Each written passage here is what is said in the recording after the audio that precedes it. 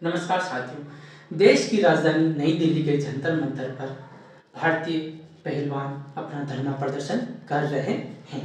आखिरकार ये मामला क्या है? जो खिलाड़ी कुश्ती के हैं वो खिलाड़ी भारतीय कुश्ती संघ के अध्यक्ष ब्रिजभूषण शरण सिंह के ऊपर गंभीर आरोप लगा रहे हैं। जब उच्च स्तर का या उच्च कोटि का कोई अंतर्राष्ट्रीय लेवल का खिलाड़ी किसी पद पर आसीन किसी व्यक्ति के ऊपर जब आरोप लगाता है तो सिर्फ वो आरोप ही नहीं लगा रहा है, वो खिलाड़ी अपना भविष्य भी दांव पर लगा रहा है। और जब महिला खिलाड़ी या महिला रेसलर जब ऐसे आरोप लगाती है तो उनकी निजी जिंदगी भी होती है। अपनी निजी जिंदगी और अपने भविष्य और अपनी इज्जत को दांव पर लगा कर वो आरोप लगा रही है। यानी इन मामलों में कितनी सच्चाई है कितनी सच्चाई नहीं है, ये काम न्यायपालिका का है। लेकिन उससे पहले सरकार को यह चाहिए था कि सरकार उनकी गिरफ्तारी करे या पुलिस उनकी गिरफ्तारी करे, लेकिन ब्रिजभूषण शरण सिंह की गिरफ्तारी नहीं हो पाई है। लेकिन जब सुप्रीम कोर्ट के अंदर याचिका दायर की जाती है तब सुप्रीम कोर्ट के कहने पर दिल्ली पुलिस उनके खिलाफ एफआईआर दर्ज करती है और उनके खिलाफ जो एफआईआर दर्ज होती है वो पोक्सो एक्ट के तहत एफआईआर दर्ज होती है। जबकि ब्रिजभूषण शरण सिंह अभी तक अपने पद से इस्तीफा नहीं दिया है उन्होंने।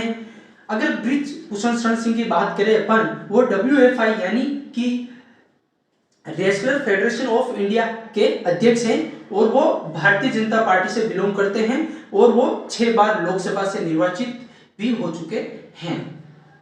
खिलाड़ियों का कहना है कि वो उनके साथ अमानवीय दुर्व्यवहार भी करते हैं, उनके साथ यौन उत्पीड़न भी हुआ है, लेकिन इन्हीं सारी चीजों से ब्रिजभूषण शरण सिंह नकार रहे हैं। उनका कहना है कि यह सिर्फ एक राजनीतिक साजिश के तौर पर उनके साथ ऐसा किया जा रहा है। जब उनसे इस्तीफे की मांग की जाती है तो वो कहते हैं कि पार्टी हाईकमान अगर उनको कहेगी तो वो इस्तीफा दे देंगे, अगर मैं गलत नहीं हूं तो मैं दोषी बनकर मैं इस्तीफा नहीं दे सकता हूं।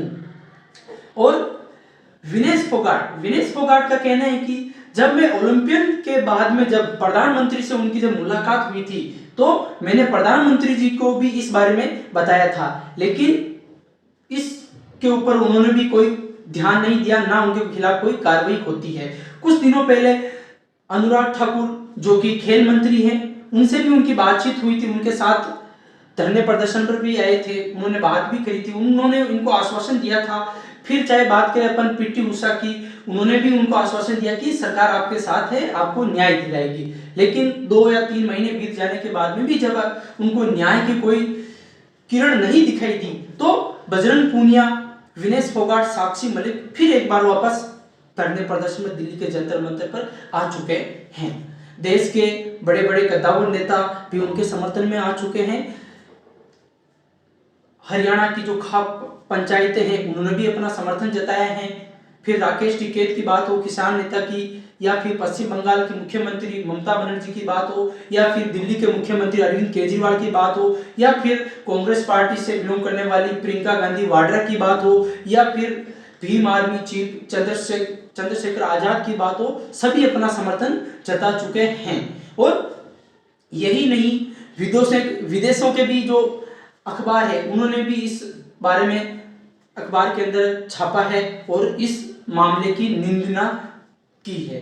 अगर अपन बात करें, जब कोई इंटरनेशनल यानी कि अंतर्राष्ट्रीय खिलाड़ी जब इस तरह के आरोप लगाता है, फेडरेशन के ऊपर जब इस तरह के आरोप लगाता है तो ये बहुत ही बड़ी सोचने लायक बात है। क्योंकि जब ऐसे कोई अंतर्राष्ट्रीय स्तर का कोई खिलाड़ी लगा रहा है तो सोचना चाहिए कि इसका प्रभाव अपने देश का जो ऊपर क्या छवि होगी विदेशों के अंदर।